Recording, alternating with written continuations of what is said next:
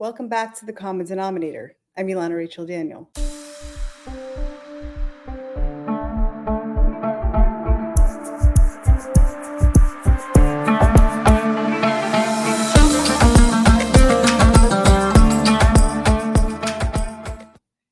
Today we will discuss in brief the only thing that's on our minds here in Israel, and that, regrettably, is Hezbollah and nothing but. Hezbollah, as you may have heard from the blaring panic of the media, is in fact a formidable army to be reckoned with.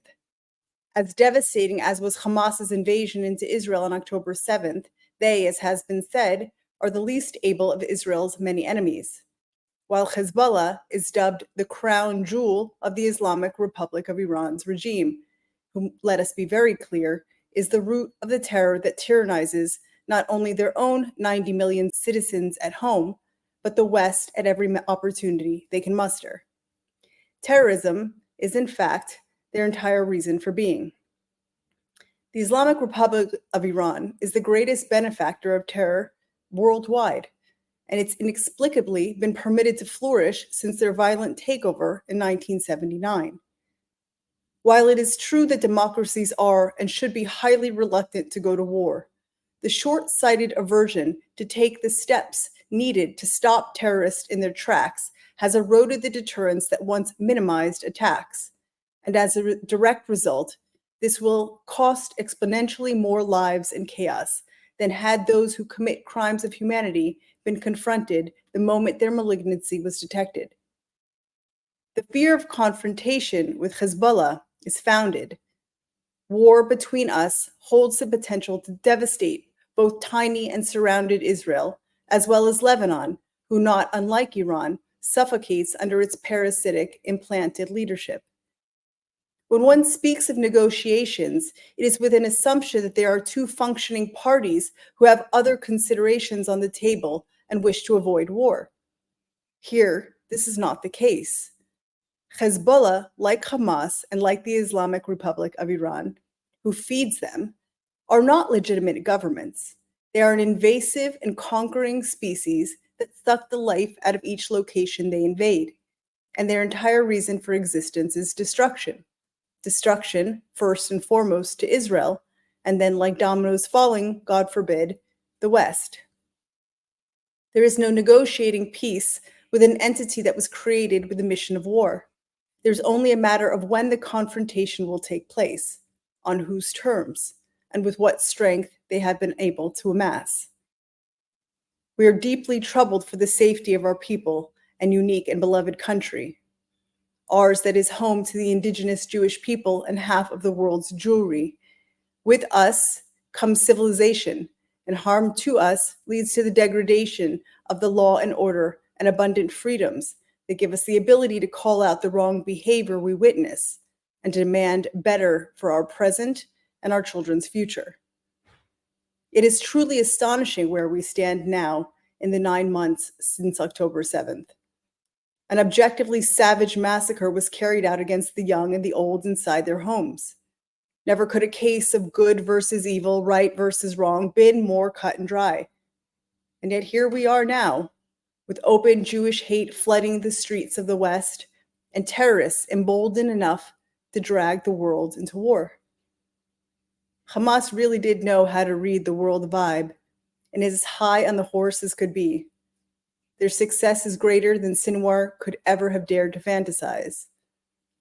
Had Hamas's October 7th invasion met instead with the unflinching response of the West to stamp out a barbarism that would rape and torture and murder women and children en masse, its flames would not lick at all our feet now.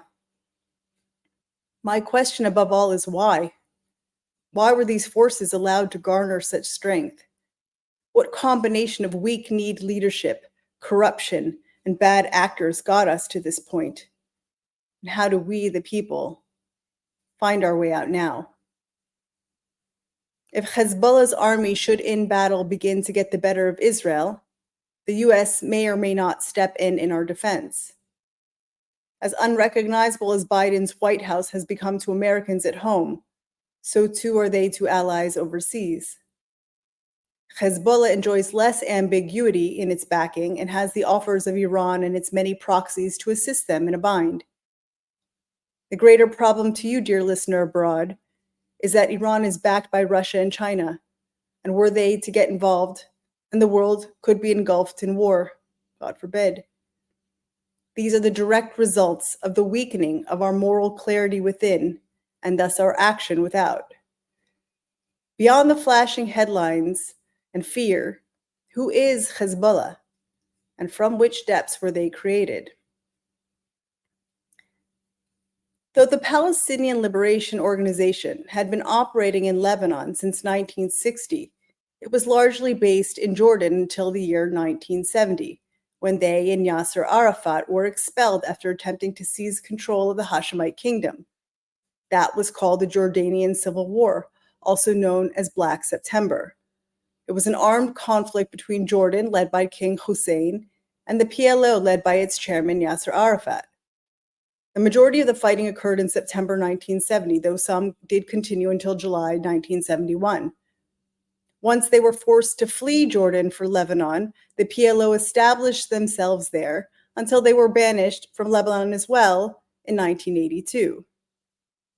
During that period, and with the support of hundreds of thousands of refugees, Arafat succeeded in gaining control over several parts of Lebanon, using their own police force, military, and economic infrastructure to effectively establish the PLO as a state within a state in Lebanon's south. After decades of tension from PLO terrorist attacks and their amassing of forces, then Prime Minister Menachem Begin and Defense Minister Ariel Sharon launched in 1982 Operation Peace for the Galilee, aiming to eliminate the PLO threat from Israel's northern border by destroying its forces and ending Syria's continued geostrategic presence and influence over Lebanon's military and economy. There was a plan in place to support the formation of a Lebanese government that would maintain peace with Israel, represented by the Christian leader Bashir Gemayel. Only 4 years earlier, in 1978, Israel, also led by Menachem Begin, had signed a peace deal with Egypt. The Israeli government hoped that by expelling the PLO and installing a pro-Israeli Christian government, they would next sign a treaty with Gemayel in Lebanon that Begin said would give Israel, quote, 40 years of peace. Bashir Gemayel was a Lebanese militia commander who founded and later became the supreme commander of the Lebanese forces. Using the strength of those defenses, he united Christian militia factions under the slogan of Uniting the Christian Rifle. Gemayel was allied with Israel in its fight against the PLO, and he was elected president on August 23, 1982. Unfortunately, less than 1 month later, before even taking office, Gemayel was assassinated.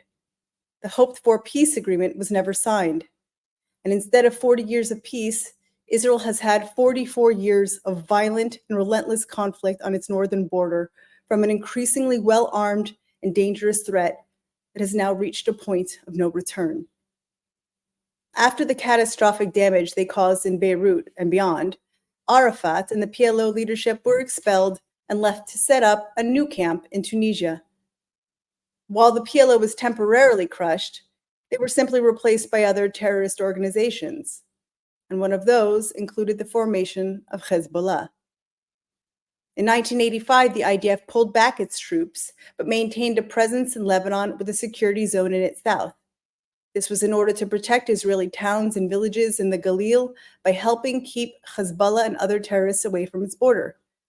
Later, under Ehud Barak, Israel fully withdrew in May of 2000. By this time, Hezbollah had developed into a powerful and potent army. Hezbollah, translated, is the Party of God, or the Party of Allah, and is a Lebanese Shia Islamic organization that functions both as an army and as a paramilitary group. Hezbollah is led by its Secretary General, Hassan Nasrallah. The group was founded by Iran in 1982 and follows the ideology of Iran's former supreme leader, Ayatollah Ruhollah Khomeini. Khomeini, of course, was the founder of the Islamic Republic of Iran and one of the main leaders of the Iranian Revolution that ended the Iranian monarchy by overthrowing the Pahlavi dynasty. Hezbollah considers itself part of a transnational Shiite movement and not just the National Lebanese Party. It was founded by and modeled on the teachings of Ayatollah Khomeini, Although created in 1982, it was not until 1985 that Hezbollah came out of the closet to publicly reveal its ideological stance in an open letter. This document showed Hezbollah to be a continuation of the Islamic Revolution and declared its obedience to one leader, wise and just, the Wali al-Faqih. This is the concept of the guardianship of the Islamic jurist, who was at the time to believe Khomeini. It's rooted in Shia Islam and justifies the rule of the clergy over the state. Hezbollah has earned the support of many locals by promoting a network of social services in Shia-ruled parts of Lebanon, which includes hospitals, schools, vocational institutions, and charities. This is the stick and carrot way that a terrorist regime takes over and gains local support. First, by causing and then feeding off the endless crises, chaos, and suffering from the corruption, economic collapse, state ineptitude, and neglect that they caused, and then in turn offering the vital services needed to survive and garner loyalties. Hezbollah has de facto control over regions in Lebanon, including part of the south of the country on its border with Israel. It operates with bald-faced impunity and has even been implicated in the 2005 assassination of former Lebanese Prime Minister Rafik Hariri in a car bombing in Beirut that killed 22 people.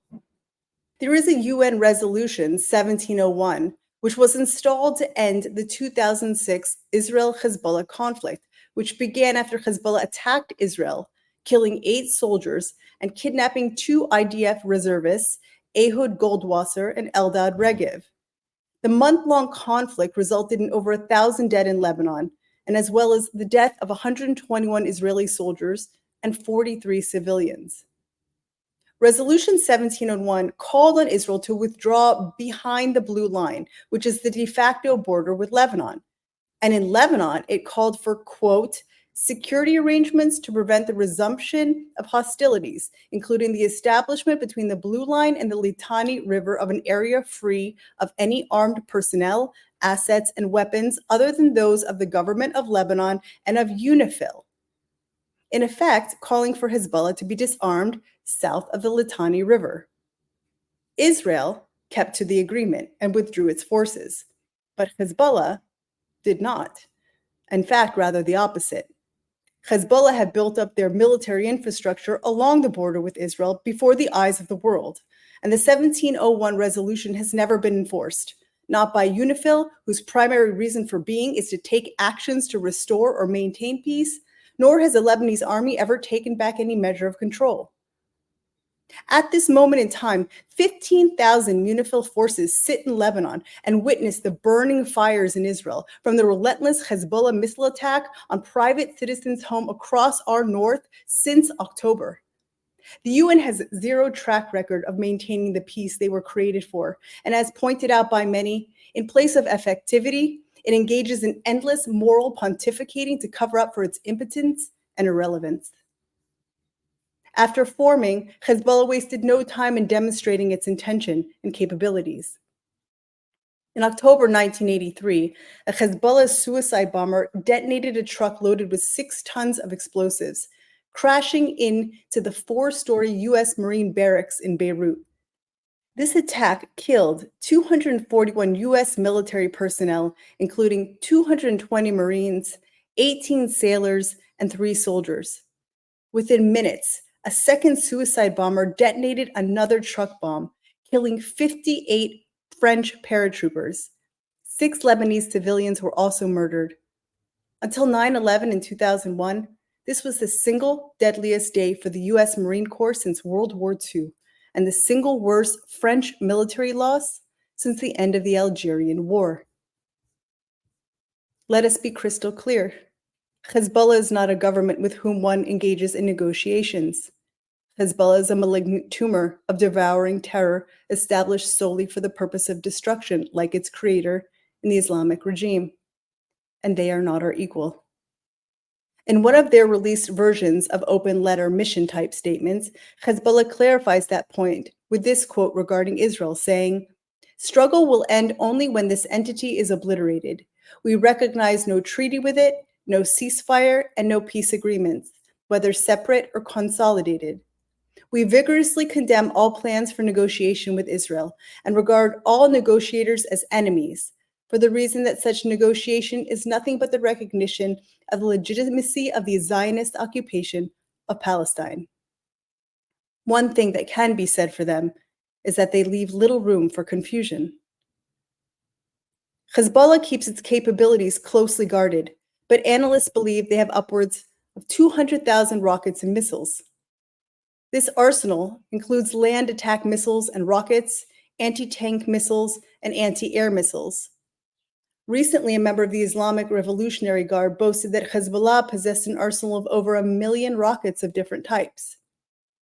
This week, in a warning to Israel, Lebanon's Grand Shia Mufti Ahmad Kabalan said that Hezbollah would fire up to 500,000 missiles towards Israel if the current conflict escalated into a full-blown war. Additionally, Hassan Nasrallah has recently threatened that no place in Israel, a country the size of New Jersey, would be spared from attack. He even had the audacity to openly threaten Cyprus if they were to act in any way that might be interpreted as aiding Israel's efforts. In the last Lebanon war, Hezbollah fired some 4,000 rockets over the course of a month. It's now estimated that they will be firing 5,000 rockets a day. The large number of rockets could overwhelm our Iron Dome defense system. Furthermore, it's feared that in the case of war, Hezbollah would target Israel's energy grid, destroying, God forbid, our power plants and offshore gas rigs. Last week, a senior state electricity official warned that a war with Hezbollah could severely disrupt Israel's power infrastructure. Shaul Goldstein was quoted as saying, "We cannot promise electricity if there is a war in the north." Energy Minister Eli Cohen was quick to push back on those claims, and Israel Electric Corporation CEO Meir Spiegler also criticized the remarks. But Israelis understand that we are in our I'll say that again. But Israelis understand that we are in uncharted territory, and no one can assure us how far this conflict could go, nor how devastating our losses could be. Hezbollah is the most heavily armed non-state actor in the world. Although it is Hezbollah's missile arsenal which garners headlines, in 2021, Nasrallah claimed that the terror group had 100,000 trained fighters. Thousands of Hezbollah fighters were deployed to support embattled President Assad in the Syrian civil war, and that's provided the group with valuable battle experience. This is a significant threat, particularly when you consider the carnage done by a few thousand Hamas soldiers who entered on October 7th. It is long known that Hezbollah has battle plans to seize towns and cities in the north, God forbid, to try to hold them for weeks or months. As technological advances are made by governments worldwide, the terrorists of this world have increasingly taken to driving the war underground, as cockroaches and vermin will do. Networks of sub-terminal terror tunnels have been and are being built across the world. And the question that has been asked and avoided in recent years is to the extent of Hezbollah's tunnel system. According to Tal Be'eri from the Israeli security think tank Alma Research and Education Center, Hezbollah has dug hundreds of kilometers of tunnels, dubbing Lebanon the land of tunnels. Tal Be'eri believes that Hezbollah has a larger, more sophisticated network than does Hamas, its Gazan counterpart. Using open source intelligence, researchers at the Alma Research and Education Center believe they have acquired detailed information on Hezbollah's tunnel network, including staging centers to defend against an Israeli invasion. They've even estimated just one Hezbollah attack tunnel to be 45 kilometers in length. In 2019, during Operation Northern Shield, the IDF discovered and destroyed several tunnels near the Israeli border. Even more concerning, Berry believes Hezbollah has explosive tunnels that could be detonated to kill Israeli troops above them. It is believed that Hezbollah has also received technical support from North Korea and has used the opportunity of civilian infrastructure projects to expand its tunnel network. This massive underground infrastructure has been built directly under the noses of UN peacekeepers. This is more evidence piled onto the mountainous and damning heap of documentation that shows just how much the UN knows about the details and locations of these tunnels and other terrorist activity that it may have outright aided and abetted, or if not, then ignored in and surrounding Israel. See UN Watch's research for more on that subject. For nearly 9 months now, since October 8th, Hezbollah has been firing on the north of Israel in near daily attacks with cross-border rockets, drones, and anti-tank missiles.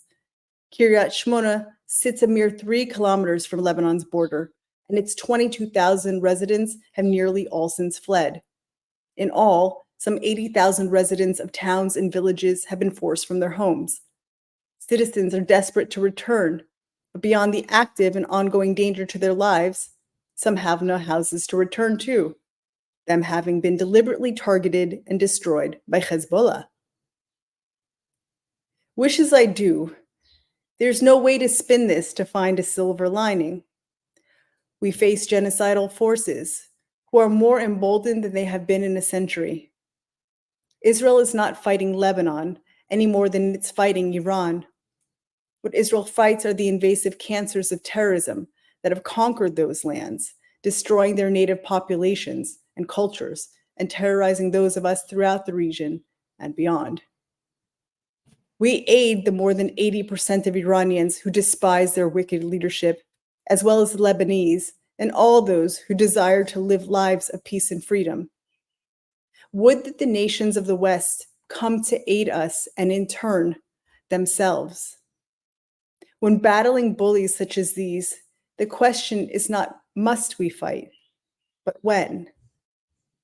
Do we engage them now and confront the fears of which we have spoken, or do we wait to battle them in the future when they're likely to have grown stronger technologies and capabilities, leaving the odds even less favorable?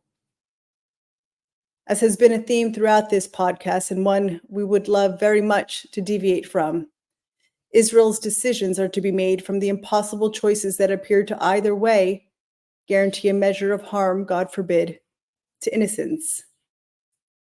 I don't have words of wisdom nor bravado facing this manner of threat to all that I cherish and live for. I do believe in the power of sincere prayer, and I believe in the power of expressing gratitude for all that we have.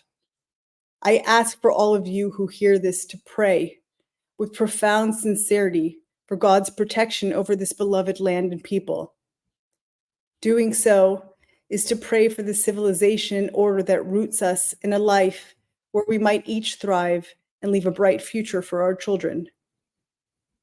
The people of Israel long for nothing more than to lead utterly mundane lives, one without the threat of attack at every turn. I believe that the people of the world who understand this vastly outnumber the disfigured masses who do not. And I hope that the depth of our prayer and actions of integrity will bring our world to a vitality we have not experienced in a very long time. May God guide us and protect us, whether we are deserving of it or not. May we see miracles that point to our only source of strength in God. I'm Ilana Rachel Daniel, and this is the Common Denominator.